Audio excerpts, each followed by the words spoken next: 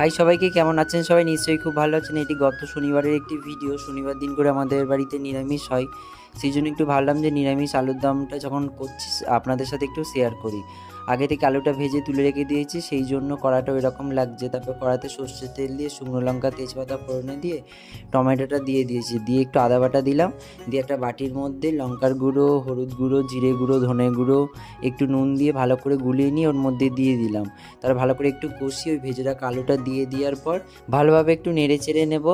নিয়ে ভালো করে যখন একটু তেল তেল ছেড়ে আসবে তখন অবশ্যই গরম জল ইউজ করবেন। এখানে আমি গরম জল ইউজ করেছিলাম। আপনাদের সাথে আমি কোনো রকম রেসিপি শেয়ার করছি না, আমরা যেভাবে ঘরোয়াভাবে রান্না করি সেটাই আপনাদের সাথে দেখালাম। এদিকে গরম জল দেওয়ার পরে একটু চিনি দিয়ে দিলাম, তারপরে দুটো কাঁচা লঙ্কা ফাটিয়ে গরম মশলা দিয়ে দিলাম। এইভাবে একটু ঝোলটা কে কেমন রাখবে রেখে সেইভাবে রেখে দেবেন। সো চলুন আজকের ভিডিওটি এত পর্যন্ত। যদি ভিডিওটি ভালো লাগে অবশ্যই একটি লাইক করবেন এবং অবশ্যই কমেন্টে জানাবেন ভিডিওটি কেমন লাগলো। অনেক অনেক ভালো।